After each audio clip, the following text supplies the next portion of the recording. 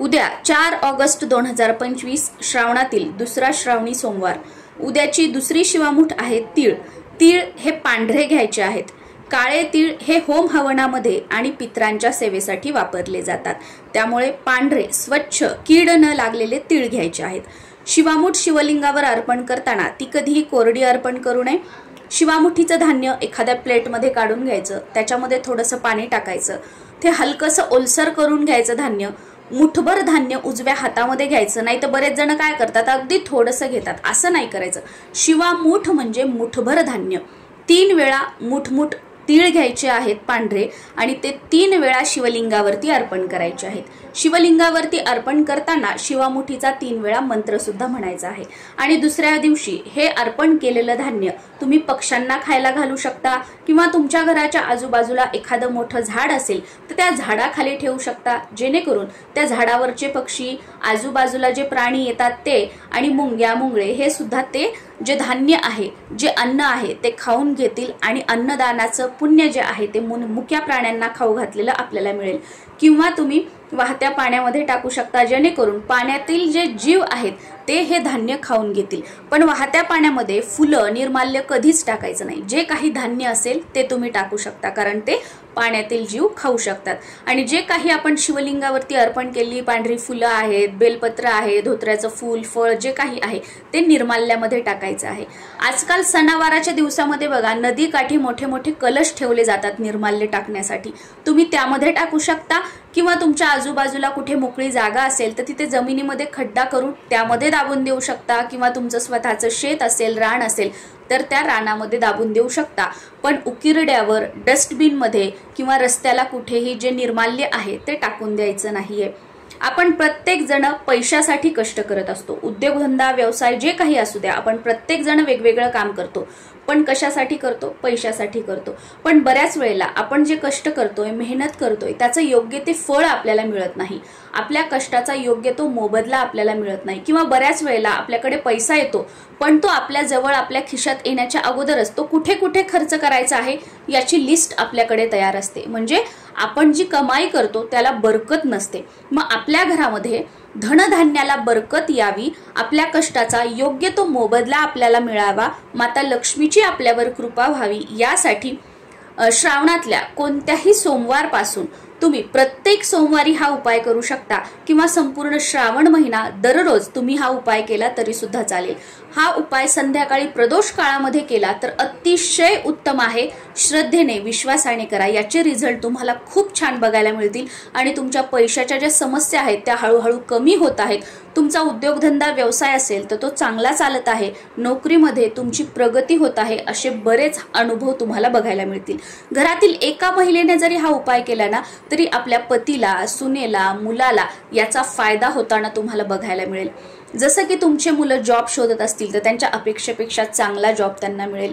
Promotion जर कोणाचं रखडलेलं असेल घरात तर त्यांचं प्रमोशन बिना बोबाट सर्व अडथळे दूर होईल आणि तुमचा उद्योगधंदा, व्यवसाय असेल तर तो हळूहळू चांगला चालत आहे असा सुद्धा अनुभव तुम्हाला येईल। या उपायासाठी तुम्हाला 1 तांब्या भरून स्वच्छ पाणी आपल्या घरातलं घ्यायचं आहे, त्याच्यामध्ये 1 कमळगट्ट्याचं बी टाकायचं आहे। कमळगट्ट्याचं बीज तुम्हाला तुमच्या घराच्या आजूबाजूला जिथे कुठे पूजा साहित्याचं दुकान आहे तिथे मिळून जाईल। ते हे बी काय करायचं, समजा तुम्हाला सोमवारी उपाय करायचा आहे तर तुम्ही रविवारी रात्री 1 तांब्याभर पाणी बाजूला काढून ठेवायचं देवघराजवळ आणि त्याच्यामध्ये हे बी टाकून ठेवायचं। म्हणजे काय की या कमळगट्ट्याच्या बीचा जो अर्क आहे तो त्या पाण्यामध्ये उतरेल। नाहीतर तुम्हाला सोमवारी संध्याकाळी प्रदोष काळात हा उपाय करायचा आहे तर सोमवारी सकाळी पाण्यामध्ये हे टाकून ठेवायचं, किंवा उपाय करण्याच्या 2 तास अगोदर तरी 1 लोटा पाण्यामध्ये हे कमळगट्टा बी टाकून ठेवायचं। आणि हा जो उपाय आहे तो शिव मंदिरामध्ये जाऊन करायचा आहे।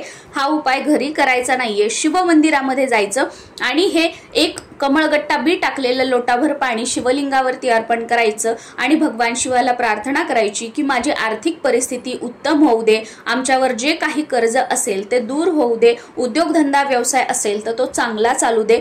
जी काही तुम्हाला प्रार्थना करायची आहे ती प्रार्थना करायची। त्यानंतर जे काही तुमच्याकडे बेलपत्र आहेत, धोत्र्याचं फळ, फूल जे काही असेल ते शिवलिंगावरती अर्पण करायचं, पांढरी फुलं अर्पण करायची आणि डायरेक्ट आपल्या घरी यायचं आहे। हा उपाय केल्यानंतर मध्ये कुठे थांबायचं जायचं नाही किंवा कोणाच्या घरी जायचं नाही, कारण मध्ये तुम्ही कुठे थांबलात, ज्या व्यक्तीशी बोलताय किंवा कोणाच्या घरी गेलात तर त्यांना या उपायाचं फळ मिळतं। त्यामुळे कोणताही उपाय केल्यानंतर कुठेही न जाता डायरेक्ट आपल्या घरी यायचं आहे। शिवलिंगावरती कमळगट्ट्याचं बी अर्पण करणं हे अतिशय शुभ मानलं जातं। असं मानलं जातं की कमळगट्टा हा भगवान शंकराला प्रिय आहे आणि ते शिवलिंगावरती अर्पण केल्याने आपल्या घरामध्ये सुख समृद्धी, धन आणि ऐश्वर्य प्राप्त होतं। माता लक्ष्मीची कृपा त्या कुटुंबावर होते ज्या कुटुंबातील व्यक्ती शिवलिंगावरती एक कमळगट्टा बी टाकून एक लोटा जल अर्पण करते। काही अडचणीमुळे प्रदोष काळात जर तुम्हाला हा उपाय करणं शक्य झाला नाही तर श्रावणी सोमवारी तुम्ही दिवसभरामध्ये कधीही हा उपाय करू शकता किंवा इतरही सोमवारी। प्रदोष काळात नाही जमलं तर दिवसभरात कधीही तुम्ही हा उपाय करू शकता, कारण काहीही न केल्यापेक्षा काहीतरी केलेलं बरं। आणि जोही काही उपाय तुम्ही करताय, अगदी एक लोटा जल का शिवलिंगावरती अर्पण करताय ते विश्वासाने करा, नक्कीच त्याचं फळ तुम्हाला मिळेल। आणि कोणताही उपाय करताना, धार्मिक उपाय करताना घाबरू नका, कारण देव हा भक्तीचा विषय आहे, देव हा भीतीचा विषय नाहीये। त्याच्यामुळे असं झालं तर असं होईल, तसं झालं तर देव शिक्षा करेल असं काहीही नाही। आपल्यासोबत जे काही वाईट होत असतं ते आपल्या कर्मानुसार होत असतं।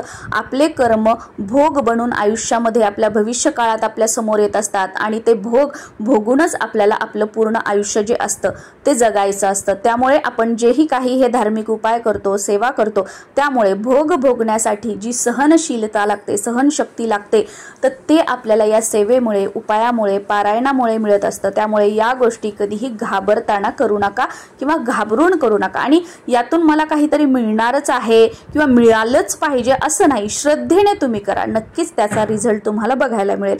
पण तुम्ही जर फक्त याच्यातून हे होणार आहे, कोणीतरी मला सांगितलेलं आहे, चला करून बघू, आता मी एक सोमवार केलं झालं का, चला मी 4 दिवस केलं झालं का, असं केलं तर कोणत्याच उपायाचा रिझल्ट तुम्हाला बघायला मिळणार नाही। कारण कोणीतरी सांगितलंय म्हणून तुम्ही करताय तर तुमचा त्या उपायामध्ये, त्या पारायणामध्ये, त्या सेवेमध्ये विश्वास नाहीये। आणि जोपर्यंत कोणतीही गोष्ट आपण विश्वासाने करत नाही त्याचा रिझल्ट आपल्याला मिळत नाही। कारण मानलं तर दगडात सुद्धा देव आहे आणि नाही मानलं तर मंदिरात सुद्धा दगड आहे। तुम्ही विश्वासाने रस्त्यावरच्या एका दगडाला रोज एक लोटा जल जरी अर्पण केलं त्यामध्ये देवत्व येईल, कारण तुमचा विश्वास आहे की हा दगड माझ्यासाठी देव आहे। पण तुम्ही रोज मंदिरात गेलात आणि तुमचा विश्वासच नसेल तर तो तुमच्यासाठी फक्त दगड आहे।